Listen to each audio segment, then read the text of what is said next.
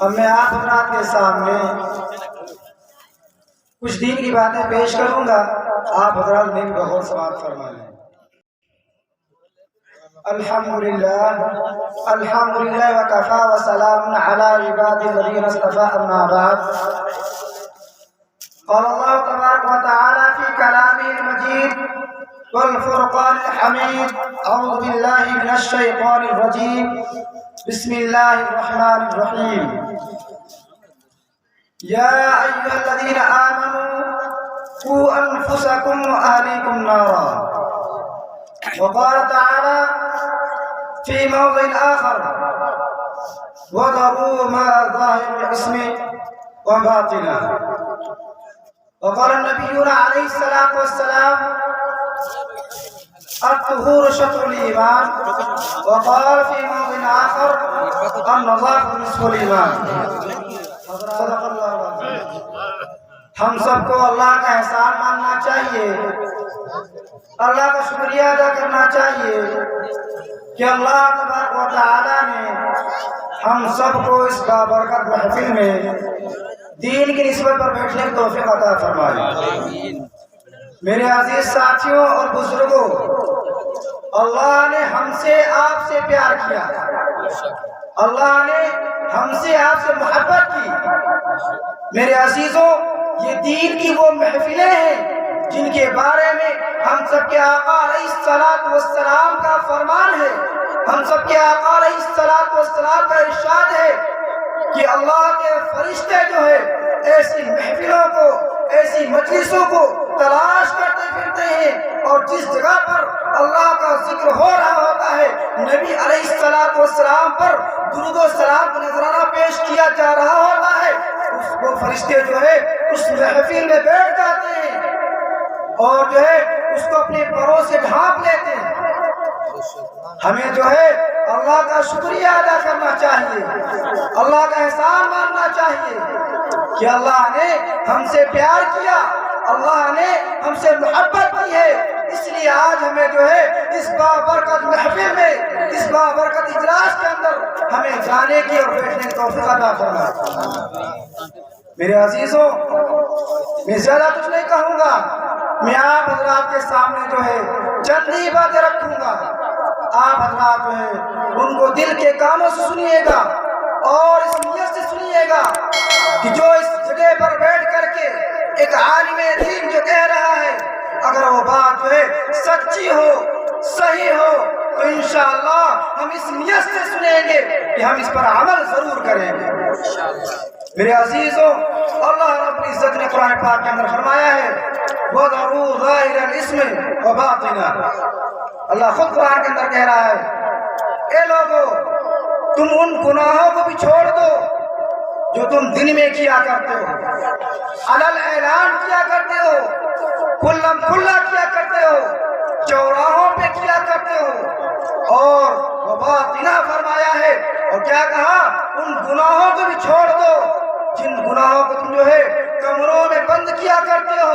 تم جو ہے اندھیرے میں کیا کرتے ہو، ان گناہوں کو بھی چھوڑ دو جو دن کے اجالے میں کرتے ہو، ان گناہوں کو بھی چھوڑ دو جو تم رات کے اندھیرے میں کرتے ہو، جو بند کمرے کے اندر کرتے ہو، اس گناہ کو بھی چھوڑ دو۔ کون کہہ رہا ہے؟ رب ذوالجلال کہہ رہا ہے، قرآن شاہد و عادل ہے، قرآن یہ اعلان کر رہا ہے تم ہر گناہ کو چھوڑ دو، چاہے کھلے عام کر رہے ہو، چاہے چوراہوں پہ کر رہے ہو، شہر و قصب و بازاروں میں کر رہے ہو، جس جگہ تم گناہ کر رہے ہو اس گناہ کو چھوڑ دو۔ کون کہہ رہا ہے؟ ہمارا خالق، تمہارا خالق، ہمارا مالک، تمہارا مالک، اس دنیا کا مالک، آسمان کا مالک، سورج کا مالک، چاند کا مالک، کل کائنات کا مالک کہہ رہا ہے تم ہر گناہ کو چھوڑ دو۔ میرے عزیزوں، میرے بزرگوں، گناہ کہتے کسے ہیں؟ پہلے یہ تو سمجھو، گناہ کہتے ہیں اللہ کے حکم کی نافرمانی کرنا، نبی علیہ السلام کے سنت سے روگردانی کرنا، نبی علیہ السلام سے جو ہے جھوٹی محبت کا دعویٰ کرنا، جو ہے اس کو کہتے ہیں گناہ، اس کو کہتے ہیں گناہ۔ نبی سے نفرت رکھنا، نبی سے محبت نہ کرنا، اللہ کے حکم کی روگردانی کرنا، اللہ کے حکم کے خلاف کوئی عمل کرنا، اللہ کی مخالفت کرنا، نبی کی سنت کی مخالفت کرنا، نبی کے طریقے کی مخالفت کرنا، اس کو کہتے ہیں گناہ۔ میرے عزیزوں، میرے محترم ساتھیوں، بزرگوں، ذرا غور کرو، میری ماں و بہنوں بھی ذرا دل کے کانوں سے سنیے گا، ذرا غور سے سنیے گا۔ ایک ناچیز آپ کو خدا کا پیغام پہنچا رہا ہے، ایک ناچیز جو ہے نبی کا پیغام پہنچا رہا ہے، ذرا توجہ سے سنیے گا۔ گناہ کہتے کسے ہیں؟ گناہ تو میں نے آپ کے سامنے بتایا، اللہ کا حکم چھوڑنا، نبی کے سنت سے روگردانی کرنا، نبی کی سنت سے دور ہٹ جانا، نبی کی سنت کے خلاف جو ہے کوئی عمل کرنا، اس کو کہتے ہیں گناہ۔ میرے عزیز ساتھیوں، کتاب کے اندر جو ہے ایک پیر صاحب لکھتے ہیں جو ہم سب کے بڑے اکابر مانے جاتے ہیں، شاید آپ حضرات نے جو ہے ان کا نام سنا ہوگا، پیر فقیر ذوالفقار نقشبندی رحمۃ اللہ علیہ۔ انہوں نے جو ہے گناہوں کی مثالیں دی ہیں، میں آپ حضرات کے سامنے چند مثالیں رکھوں گا۔ وہ فرماتے ہیں اپنی کتاب کے اندر کہ گناہ کی مثال جو ہے وہ زخم کیسی ہے، وہ زخم کیسا؟ کینسر کا زخم۔ آپ حضرات جو ہے کینسر کے زخم کو جانتے ہوں گے، کینسر کے بارے میں جانتے ہوں گے، آپ کو معلومات ہوگی۔ جس شخص کو بھی کینسر کا زخم لاحق ہو جائے، کینسر کی بیماری لاحق ہو جائے تو اس کے بچنے کی امید کم پرسنٹ میں ہوتی ہے، کم پرسنٹ میں ہوتی ہے۔ وہ فرماتے اپنی کتاب کے اندر ہیں کہ اگر کسی شخص کو کہیں زخم ہو اور زخم جو ہے جب ناسور بن جاتا ہے، جب ناسور بن جاتا ہے تو جو ہے اطباء حضرات کہتے ہیں، ڈاکٹر حضرات کہتے ہیں کہ اس جگہ کو کاٹ کر کے نکال دیا جائے۔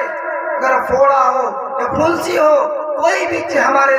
جسم کے اندر کوئی زخم لگ جائے اور ناسور کے درجے کو پہنچ جائے تو ڈاکٹر یہی کہتا ہے کہ اس کا آپریشن کیا جائے گا، اس کا جو ہے فاسد مادہ اس کو دور کیا جائے گا۔ اگر دور نہ کیا گیا تو یہ مادہ جو ہے اور خراب کرے گا، جسم میں بڑھے گا، خون خراب کرے گا، بدن کا دوسرا حصہ جو اس سے متصل ہے، جو لگا ہوا ہے، اس کو یہ خراب کرے گا۔ اگر آج یہ تھوڑا ہے، اس کو ختم نہ کیا گیا تو شاید کی جو ہے جس جگہ پہ ہے، مثلا اگر ہاتھ کے اندر ہے، بازو میں ہے تو ہو سکتا ہے کہ ہاتھ کاٹا جائے، اگر پیٹ کے اندر ہے تو ہو سکتا ہے بڑا آپریشن کیا جائے، ہو سکتا ہے اگر پیر کے اندر ہے تو پیر کاٹا جائے، اگر کہیں اور جگہ پر ہے تو اس کا بھی ایک عضو پورا کاٹا جائے۔ اس طرح سے بتایا کہ گناہ کی مثال بھی ایسی ہے، اگر بندہ کوئی ہے ایک گناہ کرتا ہے، بندی اگر ہے ایک گناہ کرتی ہے تو ہمارے اکابرین نے بھی فرمایا، کتابوں کے اندر بھی بات لکھی ہوئی ہے کہ دل ہمارا منور ہے، روشن ہے، صاف ہے، شفاف ہے، لیکن جب کوئی بندہ، کوئی بندی، کوئی مرد یا عورت جو ہے کوئی ایک گناہ کرتا ہے تو اس کے دل پر جو ہے ایک کالا نقطہ لگ جاتا ہے، ایک کالا دھبا لگ جاتا ہے۔ اگر اس نے توبہ نہ کی، اگر اس نے معافی تلافی نہ کی، اللہ کے حضور جو ہے گریہ گزاری نہیں کی تو یاد رکھو وہ نقطہ دھلتا نہیں ہے، وہ دھبا ویسے باقی رہتا ہے۔ اگر اسی طریقے سے وہ دوسرا گناہ بھی کر لیتا ہے تو اس طریقے سے اس کے دل میں دوسرا کالا نقطہ لگ جاتا ہے۔ اسی طریقے سے بڑی لمبی تفصیل بتائی جاتی ہے کہ آدمی گناہ کرتا رہتا ہے، گناہ کرتا رہتا ہے، کرتا رہتا ہے، کرتا رہتا ہے، یہاں تک کہ ایک دن ایسا آتا ہے اس کا دل بالکل کالا ہو جاتا ہے، غصہ ہو جاتا ہے۔ پھر اس کا اثرات کیا ہوتے ہیں، اس کا نقصان کیا ہوتا ہے؟ ہمارے نبی علیہ السلام نے فرمایا کہ تب جو ہے اس کے دل کے اندر کوئی اچھی بات صدایت نہیں کرتی ہے، اس کو جو ہے دین کی صحیح اور درست بات سمجھ نہیں آتی ہے، اسے سوائے گناہ کے کچھ دکھائی نہیں دیتا ہے، اسے دنیا کے علاوہ کوئی بات سمجھ نہیں آتی ہے، اسے وہی سی گناہ کے ایک بار وہ شراب پیتا ہے، اس کے دل کے اندر اللہ کی محبت آ جاتی ہے، نبی کی محبت آ جاتی ہے، اسلام کی محبت آ جاتی ہے، اہل اللہ کی محبت آ جاتی ہے، اور جو ہے اپنے آپ کو سنوارنے کی فکر کرتا ہے، اپنے آپ کو سدھارنے کی فکر کرتا ہے، اور اپنے بارے میں یہ سوچتا ہے کہ میں شراب پیتا ہوں، اللہ کے حکم کے خلاف ورزی کرتا ہوں، میں شراب پیتا ہوں، میں حضور علیہ السلام کے طریقے سے روگردانی کرتا ہوں، میں شراب پیتا ہوں، میں نبی کی سنت سے اپنے منہ کو پھیر رہا ہوں۔ میرے عزیزوں اگر وہ توبہ کر لیتا ہے تو اللہ جو اس کو معاف کر دیتا ہے، لیکن اگر توبہ نہیں کرتا تو اس طرح سے چلتا رہتا ہے، آج ایک بار پی رہا ہے، کل وہ 2 ٹائم پیے گا، پھر وہ 3 ٹائم پیے گا، شدہ اس گناہ کا وہ عادی بن جائے گا۔ جب گناہ کا عادی بن جائے گا کیا ہوگا اس کے ساتھ میں؟ اللہ کی لعنت ہوگی، اللہ کی فٹکار ہوگی۔ کیوں ہوگی؟ کیونکہ جو ہے اس نے اللہ کے حکم کی خلاف ورزی کی ہے، اس نے نبی کے طریقے کو چھوڑا ہے، اس نے جو ہے نبی سے جھوٹا عشق کا دعویٰ کیا ہے۔ یہ جو ہے نبی کا امتی نہیں ہو سکتا، نبی کا جو ہے امتی اور چہیتا نہیں ہو سکتا ہے، نبی کا لاڈلا نہیں ہو سکتا ہے، نبی سے سچی محبت کرنے والا نہیں ہو سکتا ہے۔ اگر یہ نبی کا امتی ہوتا، اگر یہ اللہ کا محبوب اور مقبول بندہ ہوتا تو یہ کام کو انجام نہ دیتا، یہ شراب نہ پیتا، یہ جوا نہ کھیلتا، یہ غیبت نہ کرتا، یہ بدکاری نہ کرتا، یہ اس طرح سے چھپ کر کے گناہ نہ کرتا، کھلے عام گناہ نہ کرتا۔ میرے عزیزوں یہ مثال اس گناہ کی، اگر بندہ کوئی جو ہے ایک گناہ کرتا ہے تو اس کے دل پر جو ہے کالا نقطہ لگ جاتا ہے، اور اگر توبہ کرتا ہے تو اللہ تو رحمان ہے، غفور الرحیم ہے، معاف کرنے والا ہے۔ میں آپ کو بتاتا چلوں اللہ رب العزت نے 18,000 کا مویش مخلوقات کو پیدا کیا ہے۔ اس 18,000 مخلوقات کے اندر اللہ رب العزت نے صرف حضرت انسان کو اشرف بنایا ہے۔ 18,000 مخلوقات میں ہے سب سے افضل کس کو بنایا؟ حضرت انسان کو بنایا ہے۔ میں ایک جگہ پہ پڑھ رہا تھا کہ یہ جو ہے اللہ رب العزت نے 18,000 مخلوقات کو سوائے انسان کے ساری مخلوقات کو اللہ نے انسانوں کے لیے بنایا، اور اللہ رب العزت نے فرمایا کہ میں نے اس اشرف مخلوقات کو اپنے لیے بنایا۔ اور میں جھوٹا نہیں کہہ رہا، میں ایسے بغیر دلیل کے بات نہیں کر رہا، خود قرآن اس بات کا اعلان کرتا ہے، قرآن گواہی دیتا ہے وَمَا خَلَقْتُ الْجِنَّ وَالْإِنسَ إِلَّا لِيَعْبُدُونِ، کہ ہم نے انسان کو جنات کو اپنی محض عبادت کے لیے پیدا فرمایا۔ میرے عزیزوں ذرا غور کیجئے قرآن کا اعلان کیا ہے، قرآن کا فرمان کیا ہے، رب ذوالجلال نے کیا اعلان بتایا ہے، کیا قرآن نے فرمایا ہے، کیا قرآن کے اندر ارشاد ہے؟ کہتا ہے قرآن وَمَا خَلَقْتُ الْجِنَّ وَالْإِنسَ إِلَّا لِيَعْبُدُونِ، کہ ہم نے تمام انسانوں کو، تمام جناتوں کو محض اپنی عبادت کے لیے پیدا فرمایا ہے۔ اللہ نے ایک جگہ پہ کہا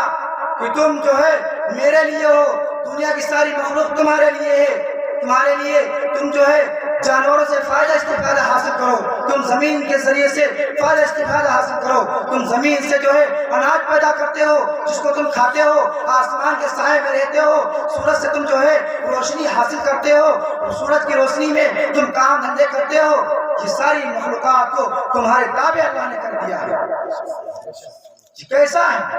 کس نے کیا ہے؟ وہ رب ذوالجلال کی کرنے والا ہے، وہ خالق و مالک جو تمہارا پالنے والا ہے، میرا پالنے والا ہے، کل کائنات کو پالنے والا ہے، 18,000 مخلوقات کو پیدا کرنے والا ہے، 18,000 مخلوقات کو جو ہے روزی دینے والا ہے، تم کو مجھ کو سب کو جو ہے روزی دینے والا کون ہے؟ وہ ایک پاک پروردگار ہے، وہ ایک اللہ ہے جو تم کو کھلاتا ہے، مجھے کھلاتا ہے، تمہیں صحت دیتا ہے، مجھے صحت دیتا ہے، مجھے بھی بیماری دیتا ہے، تمہیں بھی بیماری دیتا ہے، تمہیں جو ہے تمام آفات سے محفوظ رکھتا ہے۔ یہ کون ہے؟ میرے عزیزوں بات دوسری طرف کو جا رہی ہے، کہنے کو بہت کچھ ہے، لیکن میں آپ کو دوسری مثال دیتا ہوں گناہ کی۔ آپ کے پاس جو ہے 100 جو ڈبے لڈو کے پیش کیے جائیں، 100 ڈبے، اور یہ کہا جائے کہ ان میں سے کسی ایک میں زہر ہے، تو کوئی انسان جو ہے اس میں سے کھانا گوارا کرے گا؟ کیوں نہیں کھانا گوارا کرے گا؟ اس کو جو ہے اپنی ذات کے ختم ہونے کا جو ہے ڈر ہے، یہ خوف ہے کہ اگر میں نے جو ہے ایک لڈو بھی اس میں سے کھایا، شاید وہی لڈو جو ہے زہر آلود ہو، شاید اسی میں زہر ملا ہوا ہو اور میرے حصے میں وہی لڈو آ جائے اور میری جان کا جو ہے سبب بن جائے، تو کوئی بھی انسان جو ہے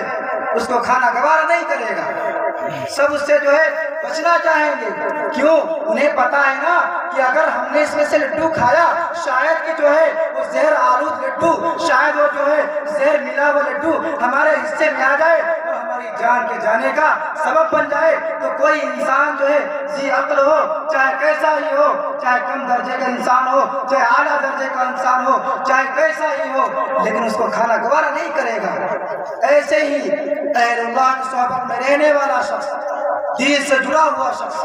حضور سے محبت کرنے والا شخص، اللہ کے فرمان پر چلنے والا شخص، اللہ کے فرمان پر چلنے والی مرد عورت، اللہ کے فرمان پر چلنے والی بہن، اللہ کے فرمان پر چلنے والی بیٹی، اسی طریقے سے میرا نوجوان اللہ کے حکم پر چلنے والا، نبی کی سنت کو زندہ کرنے والا، وہ اس بات کو کیسے گوارا کرے گا؟ نبی نے جس کام سے روکا ہو، اللہ نے جس کام سے روکا ہو، نبی نے جس چیز سے جو ہے نبی کی خلافت ہوتی ہو، نبی کی جو ہے مخالفت ہوتی ہو، نبی کی سنت کی دھجیاں اڑتی ہوں، اس کو کہے جیسے نبی کا سچا امتی کیسے کر سکتا ہے، نبی کا سچا عاشق کیسے کر سکتا ہے، اللہ کا لاڈلا کیسے کر سکتا ہے، اللہ کا کیسے کر سکتا ہے؟ میرے عزیزوں نہیں کر سکتا. ہمارے اندر بھی گناہ کی اسی طرح بالکل من وعن ایسی ہی جو نقصانات بتائے جاتے ہیں، جس طرح سے آپ کے سامنے بتایا گیا کہ اگر زخم ہے ہمارے جسم کے اندر، اس کا علاج نہ کیا گیا،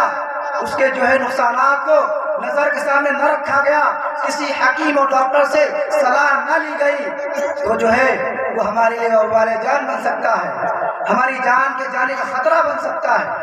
تو اس لیے بہت جلد کوشش کرتا ہے کوئی بھی ہو، وہ اپنے اگر اس کے اوپر کوئی دقت و پریشانی ہے، وہ جو ہے اس طریقے سے صلاح لیتا ہے کہ میرے یہ پھوڑا ہے، یہ پھنسی ہے، یا یہاں پر میرے جسم میں یہ پریشانی ہے، میں اس کو کیسے دفاع کروں، اس کو کیسے دور کیا جائے. تو اسی طریقے سے اگر ہم کسی گناہ کے اندر ملوث ہیں، ہم کسی گناہ کو کر رہے ہیں، چاہے کھلے عام کر رہے ہوں، چاہے چھپ کر کر رہے ہوں، یاد رکھو ہر شخص جو ہے عام لوگوں سے، مجھ سے، تم سے، سب سے چھپ سکتا ہے. بیٹا اپنی ماں سے چھپ سکتا ہے، اسی طریقے سے بیٹا اپنے والد سے چھپ سکتا ہے. کوئی گناہ کر رہا ہے، کوئی بری لت اس کو لگی ہوئی ہے، گناہ کسی طرح کا کر رہا ہے، ماں باپ نہیں جانتے ہیں، اور جو ہے اسی طریقے سے اور کوئی گناہ ہے جو دیگر لوگ جانتے ہیں، اس کے والدین نہ جانتے ہیں. لیکن یاد رکھو اللہ نے کہا ہے تم جہاں کہیں بھی چلے جاؤ اور مجھ سے چھپ نہیں سکتے ہو. اللہ جو ہے غیب کا جاننے والا ہے. کالی رات ہو، کالا پہاڑ ہو، پھر اس پر جو ہے ایک چھوٹی سی مخلوق ہے چیٹی، وہ چل رہی ہو، اللہ رب العزت جو ہے اس کو من وعن دیکھ رہا ہے. جس طرح سے ہم اور آپ دن کی روشنی میں اپنی آنکھوں کے سامنے کوئی چیز کو ہوتا وہ دیکھتے ہیں، اللہ رب العزت جو ہے اس کالی رات کے اندر کالے پہاڑ پر اس کالی چیونٹی کے چلنے کی آواز کو بھی جانتا ہے، اور یہ بھی جانتا ہے کہ کتنے قدم پر چڑھ کر کے گرے گی، پھر یہ کتنے قدم چڑھے گی، پھر گرے گی، اور کتنے قدم چڑھ کر پھر یہ گرے گی. اللہ جو ہے اس کے ایک ایک قدم کی بھی علم رکھتا ہے. سبحان اللہ. میرے عزیزوں ہم اللہ سے چھپ نہیں سکتے ہیں، ہم کوئی گناہ کر رہے ہوں. میں نے آپ حضرات کے سامنے جو ہے قرآن کی ایک چھوٹی آیت پڑھی تھی کہ تم جو ہے جو ظاہراً گناہ کرتے ہو، ظاہر کا مطلب جو ہے کھلے عام کرتے ہو، دکھلا کے کرتے ہو، یعنی لوگوں کے سامنے کرتے ہو، ان سے باز آ جاؤ، اور ان گناہوں سے بھی باز آ جاؤ جن کو تم جو ہے چھپ کر کرتے ہو، جن کو جو ہے عوام لوگ نہیں جانتے، خواص نہیں جانتے، ماں باپ نہیں جانتے، لیکن رب ذوالجلال سے وہ بات چھپی نہیں ہے، وہ گناہ تمہارا ڈھکا ہوا نہیں ہے. رب ذوالجلال جو ہے وہ اسے دن اور رات اسے دیکھ بنانے والا ہے. وہ جو ہے جیسے ہم اور آپ دن کے اندر دیکھتے ہیں، ہمارے اور آپ کے دن کی روشنی میں دیکھنے میں جو ہے ایک شک ہو سکتا ہے، صبح ہو سکتی ہے، لیکن یاد رکھو اللہ رب العزت کے دیکھنے میں اس طرح کا شک بھی نہیں ہو سکتا ہے، ذرہ برابر شبہ بھی نہیں ہو سکتا ہے. وہ بہو ایسے ہی